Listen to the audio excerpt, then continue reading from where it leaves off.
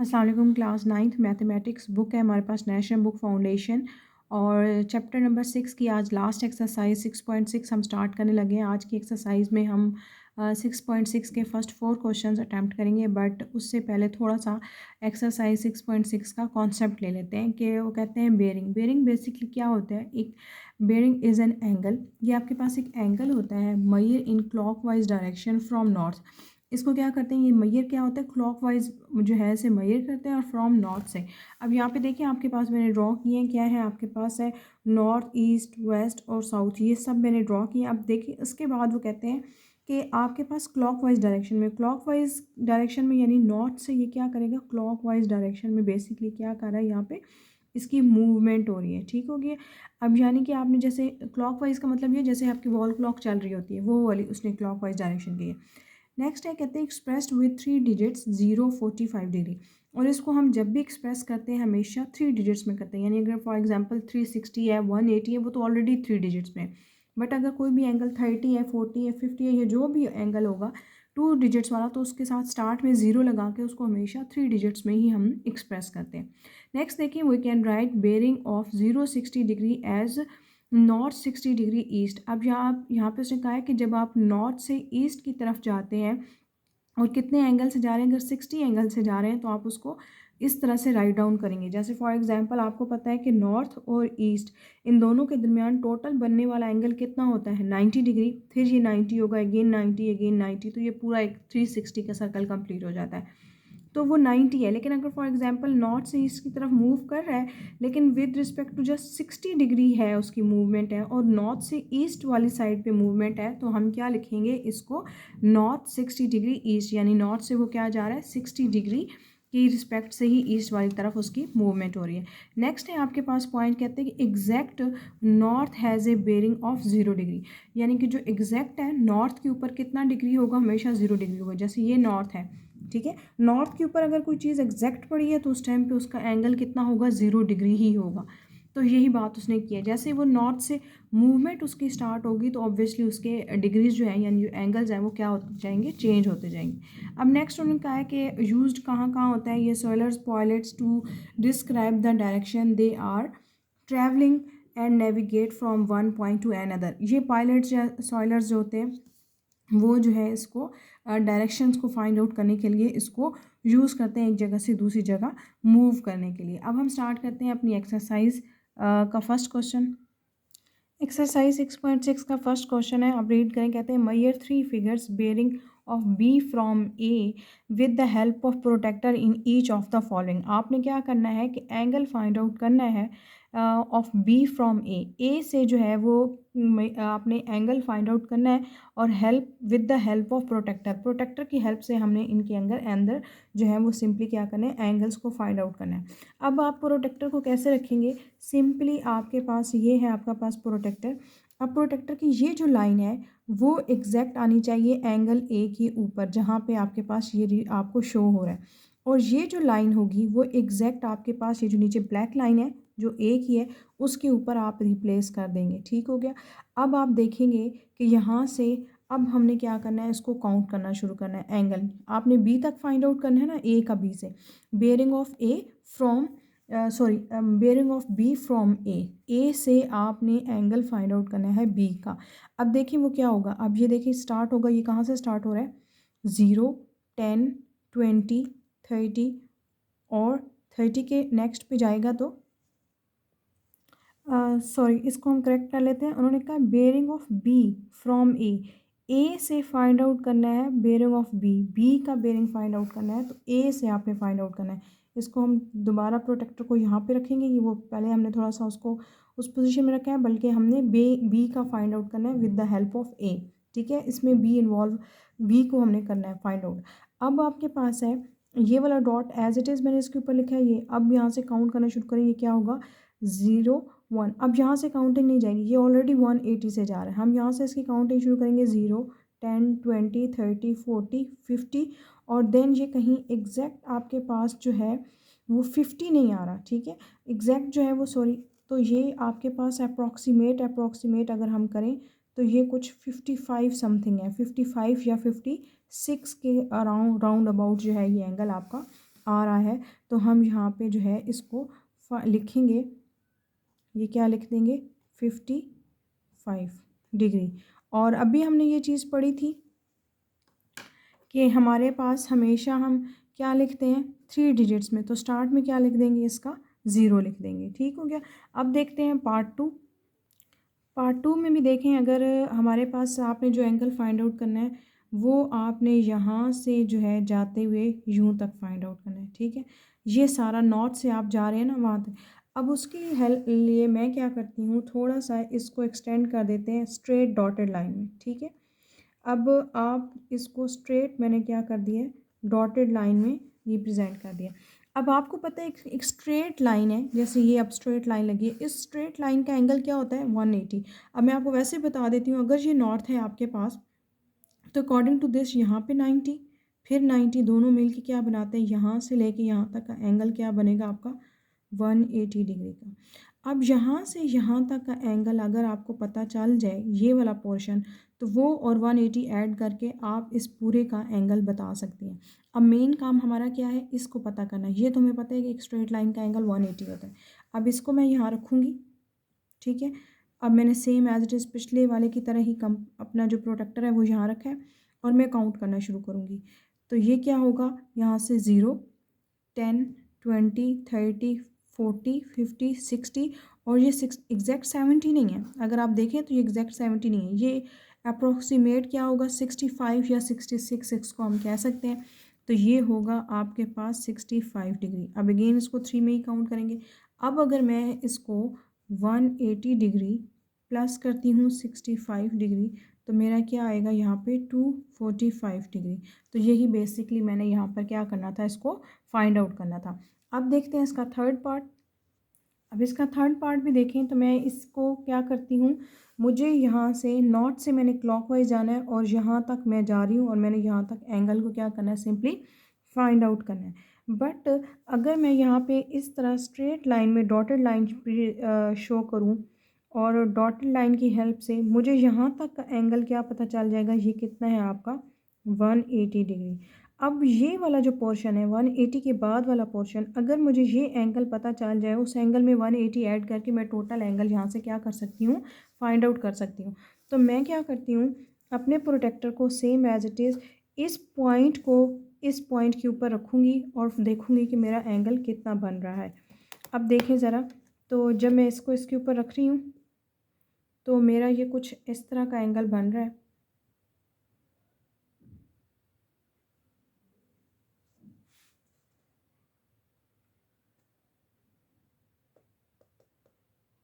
Exact इसको इसके ऊपर रखेंगे तभी हमारा ये जो एंगल है वो बनेगा। ठीक हो गया। अब ये अप टू सोन चलता जाएगा, तो ये हमारा यहाँ तक जो कंट्रोल हो रहा है ये कोई यहाँ पे है। ठीक है, ये कोई अप्रॉक्सीमेट 130 के बाद 135 समथिंग है। ये बी की लाइन है ना और ये यूँ जा रहा है, तो ये अप्रॉक्सीमेट कोई 135 है, 135 डिग्री। अब 135 प्लस 180 करूँगी, 180 प्लस 135 डिग्री, तो ये मेरा आ जाएगा 315। ठीक हो गया। अब मैं देखती हूँ इसका सेकंड क्वेश्चन स्टार्ट करने से पहले भी देखें, सेकंड क्वेश्चन में कहा कि आ school A and B are marked, find the bearing of A from school B. अब आपने क्या करना है, बेयरिंग ऑफ जो है वो स्कूल ए का फ्रॉम बी से फाइंड आउट करना है और दो स्कूल्स हैं। तो मैं पहले क्या करती हूँ, दोनों स्कूल्स को जो है इनको सिंपली क्या करती हूँ, पहले एक लाइन की हेल्प से ज्वाइन कर देती हूँ। ज्वाइन करने के बाद अगेन प्रीवियस प्रोसेस की तरह ही मैंने यहाँ पे एक डॉटेड लाइन लगा लिया है और मुझे फाइंड आउट करना है यहाँ से लेके यहाँ तक पूरा एंगल। ठीक हो गया। अब ये वाला जो एंगल है वो कितना है मेरा 180 डिग्री और ये वाला एंगल कितना है ये मुझे फाइंड आउट करना है। ठीक हो गया। अब इतने से एंगल को फाइंड आउट करने के लिए अगेन मैं अपना प्रोटेक्टर का ये जो है ये इसके ऊपर रखूँगी और मैं चेक करूँगी कि एंगल कहाँ तक जा रहा है। ये अप्रॉक्सीमेट अगर देखें तो हमारे पास जो है 0 10 और ये जा रहा है आपके पास यहाँ की 70 तक। ठीक हो गया। तो ये मेरा एंगल कितना बना 70 डिग्री। अब मैं क्या करूँगी 70 डिग्री के अंदर 180 ऐड करूँगी, 180 डिग्री प्लस 70 डिग्री, तो ये मेरे पास आएगा 250 डिग्री। और यही मैंने क्या करना था, फाइंड आउट करना था। अब देखते हैं इसका थर्ड क्वेश्चन। थर्ड पार्ट में कहते हैं two boards A and B are 5 kilometre apart. अब कहते हैं कि दो बोर्ड्स हैं वो अपार्ट फ्रॉम, यानी कि जो दोनों एक दूसरे से 5 किलोमीटर के डिस्टेंस में हैं। And the bearing of board B from board A is 250 degree. अब उन्होंने बता दिए कि बेयरिंग ऑफ बोर्ड बी का जो है फ्रॉम बोर्ड ए से वो कितना है, 250 डिग्री है। अब कहते हैं the draw the diagram showing relative position of both boards. आपने क्या करनी है, ड्रॉ करनी है डायग्राम जो दोनों की एक रिलेटिव पोजीशंस को क्या कर रही होगी, बेसिकली शो कर रही होगी। Then find the bearing of board A from board B. पहले तो उसने बी का दे दिया हमें, लेकिन फिर लास्ट पे वो कह रहे हैं कि बोर्ड ए का भी आप बेयरिंग फाइंड आउट करें, यानी उसका भी एंगल फाइंड आउट करें विद रिस्पेक्ट टू या फ्रॉम बोर्ड बी की ही हेल्प से। अब पहले तो हम ड्रॉ करते हैं दो बोर्ड्स, ठीक है। अब यहाँ पे मैंने एक ड्रॉ कर लिया बोर्ड ए, ठीक हो गया। अब उसके बाद देखते हैं कि जो बोर्ड ए है उससे आपने बी का जो है वो 250 डिग्री बनाना है। उसने ये कहा ना कि board from board A is 250 degree. 250 degree है तो पहले तो मैं क्या करूँगी, यहाँ पे डॉटेड लाइन लगाऊंगी इसकी डाउनवर्ड साइड पे, ठीक हो गया। अब आपके पास यहाँ पे अगर मैं देखूँ तो यहाँ पे बनने वाला एंगल टोटल कितना है,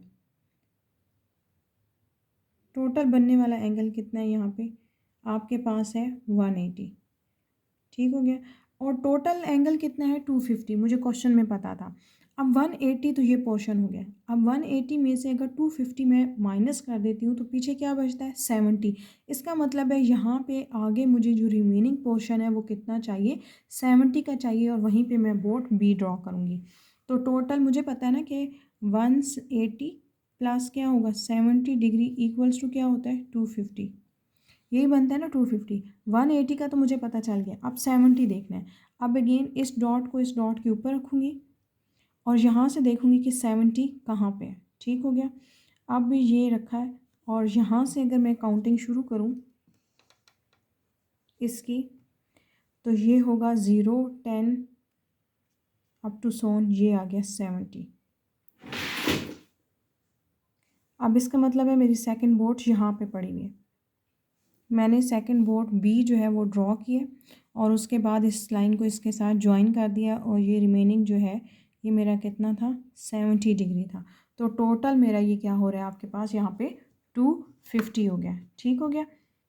अब देखिए यहाँ पे तो हमने कर लिया। अब दूसरी चीज़ उसने हमें ख़ुद से कही थी कि ए और बी के दरमियान में जो फर्स्ट लाइन में थी, फर्स्ट लाइन में जो क्वेश्चन था उसने कहा two boards A and B are 5 kilometre apart, यानी दोनों क्या है 5 किलोमीटर के डिस्टेंस पे पड़ी हुई हैं। ये बात भी हमें उसने बताई। अब देखिए इस ए और बी, अब 1 किलोमीटर तो बहुत बड़ा होता है, तो ये तो बहुत छोटी सी लाइन है, तो इसके लिए हम यहाँ पर अपना खुद से बनाएंगे एक स्केल, ठीक है। स्केल बनाने का मतलब ये है कि आप खुद से बताएंगे कि हम जो अज्यूम कर रहे हैं 1 किलोमीटर, अगर मैं कहूँ कि आपके पास 1 सेंटीमीटर की इक्वल है, तो अकॉर्डिंग टू 5 किलोमीटर किसकी इक्वल आएगा 5 सेंटीमीटर की। यह बात बताने का मकसद क्या है कि मुझे यहाँ पे किलोमीटर्स ड्रॉ करना मुश्किल है, इतना बड़ा कि बहुत ज़्यादा होता है किलोमीटर भी, तो पेपर पे तो हम वो नहीं ड्रॉ कर सकते। तो इसलिए मैंने स्केल खुद से बनाया कि मैं ये सपोज कर रही हूँ स्केल में कि मैं कहती हूँ कि 1 किलोमीटर को मैं क्या सपोज कर रही हूँ कि वो 1 सेंटीमीटर है।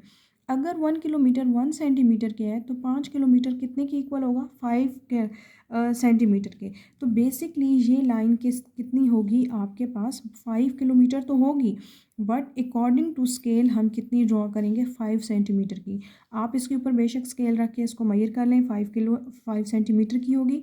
इसके अलावा एक और बात, जब आप बोर्ड बी ड्रॉ कर रहे थे कंपास की हेल्प से आपको पता तो चल गया कि यहाँ डॉट लगेगा, लेकिन वो ड्रॉ करने से पहले बेशक आप स्केल की हेल्प से इसको मेजर कर लें, 5 सेंटीमीटर की लाइन हो और तब बोर्ड बी जो है वो ड्रॉ करें।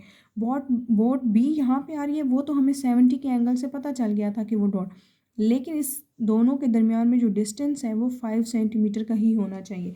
आपकी चॉइस है, आप जो है उसको बेशक बाद में भी ड्रॉ कर सकते हैं मेजर करके, उसमें कोई इतनी मिस्टेक के चांसेस नहीं है, वो ऑब्वियसली हो जाता है 5 किलोमीटर ही हो जाएगा, आपने यहाँ पे मेंशन कर दिया।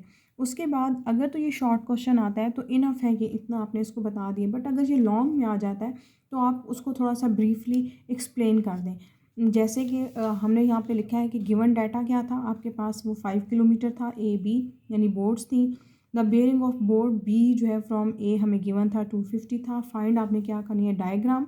और जो दूसरा पॉइंट है वो आपने क्या फाइंड आउट करना था, वो अभी हमने फाइंड करना है। यहाँ पे देखिए उन्होंने कहा कि then find the bearing of board A from boat B. अब आपने क्या फाइंड आउट करना है कि आपने एंगल भी, इस वाली बोट का भी एंगल फाइंड आउट करना है फ्रॉम बी से। अब ये देखिए ज़रा, अब अगर तो ये 70 का एंगल है तो यहाँ पे बनने वाला एंगल भी क्या होगा, 70 डिग्री होगा। अब ये बात कैसे है, आपको इसको थोड़ा सा एक्सप्लेन कर देती हूँ कि बेसिकली हमारे पास मैथ्स में एक रूल होता है, जब भी कोई दो पैरेलल लाइंस हों, उन पैरेलल लाइंस को कोई एक लाइन कट कर रही हो और उस लाइन के अगर ऊपर कोई एक एंगल बन रहा हो, यानी फॉर एग्जांपल मैं यहाँ 70 कहती हूँ, तो उसी लाइन के ऑपोजिट में डाउनवर्ड साइड पे बनने वाला एंगल भी वही होता है जो उसके अपवर्ड साइड पे बन रहा है। इनको बेसिकली कहा जाता है कि अल्टरनेटिव एंगल्स हैं। ठीक है, इनको हम बेसिकली कहते हैं अल्टरनेटिव एंगल्स। दो पैरेलल लाइंस को किसी एक लाइन ने कट किया, उस लाइन के ऊपर जो एंगल बन रहा है वही एंगल उसके लोअर साइड पे भी बन रहा होगा। उसे हम क्या कहते हैं, इन एंगल्स को, इस वाली चीज़ को हम कहते हैं कि ये अल्टरनेटिव एंगल्स हैं। ठीक है, अल्टरनेटिव एंगल्स बोलते हैं इनको। अब अकॉर्डिंग टू दिस, अगर ये लाइन की यहाँ पे 70 डिग्री बन रहा है तो उस लाइन के ऊपर भी क्या बनेगा, 70 डिग्री ही बनेगा। अब यहाँ पे जो फाइंड मैंने करना था तो वो क्या था आपके पास, the bearing of boat B A from B is क्या है, 70 डिग्री। ये मैंने क्या किया है, वो अगर इज़ आप कह रहे हैं, जस्ट फाइंड में लिख रहे हैं, तो आप इसके आगे क्वेश्चन मार्क डाल सकते हैं। 70 डिग्री आपकी डायग्राम में शो हो चुका हुआ है। अब हम स्टार्ट करते हैं इसका क्वेश्चन नंबर 4। यहाँ पे बात की, the position of 3 ships A B and C are such that the bearing of B from A is 45 degree. उन्होंने कहा है कि जो एंगल है बी का फ्रॉम बोट ए से वो कितना है, 45 डिग्री। अब आपने क्या करना है, पहले बोट ए ड्रॉ करेंगी और उसकी हेल्प से आपने, उसने बताया कि जो बोट बी है वो कितनी डिग्री पे है, 45 डिग्री पे। तो पहले तो मैं यहाँ पे बोट ए ड्रॉ करती हूँ, ये हो गई मेरी बोट ए। अब उन्होंने कहा है कि बोट बी जो है वो क्या है, 45 डिग्री पे है। यहाँ पे रखा अपना कंपास और 45 डिग्री, यहाँ से काउंट करना शुरू करेंगे तो 45 आपका ये आ रहा है। इसका मतलब है बोट बी जो है वो यहाँ पे पड़ी है और वो एंगल कौन सा है, 45। इन दोनों को ज्वाइन कर देते हैं।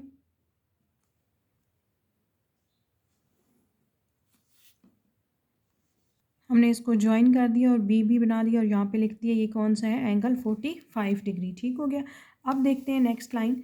उन्होंने कहा है यहाँ तक हमारा पोर्शन हो गया। अब देखिए, and ship C is to the east of A, और शिप सी कहाँ पे है, ईस्ट वाली साइड पे है ए की। ए की ईस्ट कौन सी है, ये। तो अब शिप जो है सी जो है वो यहाँ पे कहीं पे है। ठीक हो गया। अब शिप जो है वो ईस्ट वाली साइड पे है। अब हमें नहीं पता वो शिप यहाँ पड़ी है, यहाँ पड़ी है, यहाँ, लेकिन है वो इस ईस्ट वाली लाइन के ऊपर। अब वो कहाँ है हम देखते हैं आगे नेक्स्ट पे। उसने में कहा है कि यहाँ तक बात होगी, if bearing of C from B is 180 degree. अब उसने कहा है कि जो एंगल है किसका, सी का, फ्रॉम बी इज़ कितना है, 180 डिग्री। अब आपको ये बात पता है कि बी से, जब इस शिप बी से आप सी के ऊपर एंगल बनाएंगे तो 180 कैसे बनेगा, स्ट्रेट लाइन में हमेशा कौन सा एंगल बनता है, 180 का। तो हम क्या करेंगे, इसके डाउनवर्ड साइड पे एक स्ट्रेट लाइन लगा देंगे और यहाँ पे हमारी शिप क्या हो जाएगी, सी आ जाएगी। ये हमने डायग्राम ड्रॉ कर ली, ये शिप सी है हमारी और ये 180 डिग्री पे है। ठीक हो गया। अब उसके बाद देखें नेक्स्ट उन्होंने कहा है एंड ए बी, और उसने क्या कहा है, 180 एंड ए बी कितना है, 10 किलोमीटर। अब ये जो ए बी है, ये जो ए से बी है, इन दोनों के दरमियान में डिस्टेंस कितना है, 10 किलोमीटर। ये उसने क्या कहा है, 10 किलोमीटर। अब इसके लिए भी अगेन हमें स्केल बनाना पड़ेगा। तो यहाँ पे देखें मैंने कहा है कि 2 किलोमीटर किसके इक्वल होगा, 1 सेंटीमीटर के। तो 2 को अगर मैं 5 से मल्टीप्लाई करूँ तो 10 किलोमीटर किसके इक्वल होगा, 5 सेंटीमीटर की। आपकी चॉइस है, आप स्केल पुराने के जैसा ही ले सकते हैं। आप 1 किलोमीटर को 1 सेंटीमीटर के बीच में 10 सेंटीमीटर की लाइन ड्रॉ कर लें, लेकिन 10 सेंटीमीटर की लाइन ड्रॉ करना फिर वही वाली बात है कि वो बहुत लंबी लाइन हो जाएगी। तो बेहतर है कि आप 2 किलोमीटर को कहें वो 1 सेंटीमीटर है, तो 10 किलोमीटर यानी इसको आप क्या करोगे, मल्टीप्लाई करोगे किससे, 5 से। ठीक हो गया। तो ये क्या बन जाएगा 10 और ये होगा 5 किलोमीटर। तो हमारे पास ये जो लाइन है ए से बी वो कितनी है 10 किलोमीटर। हमने स्केल अपना चूज़ करके अपनी चॉइस का उसको राइट डाउन कर लिया। उसके बाद नेक्स्ट देखें, what is the bearing of A from C. अब वो कहते हैं कि आपने बेयरिंग बताना है ए का from C. Also find the distance between ship A and ship C. अब शिप ए और शिप सी के दरमियान में जो डिस्टेंस है वो भी आपने फाइंड आउट करना है और आपने बेयरिंग ऑफ ए भी बताना है फ्रॉम सी से। तो उसके लिए आप देखें ये सी है, अगर वो ये यहाँ से यहाँ आ रहा है, ठीक है, ये कोई स्ट्रेट लाइन होगी ना, अगर यहाँ तक है तो वो कितना होगा 180 डिग्री होगा। अब 180 डिग्री है और अगेन वो यहाँ से यहाँ जा रहा है, ठीक हो गया। तो ये कितना होगा टोटल 90 डिग्री, क्योंकि आपको पता है कि ये पूरा जो है वो कितना है 180 से ये यहाँ तक जा रहा है 90, अगेन ये 90 होगा तो ये क्या बन जाएगा आपका 360। अब ये वाला चॉइस, तो according to this 180 degree plus लिखेंगे 90 डिग्री तो ये क्या आ जाएगा आपका 270 डिग्री।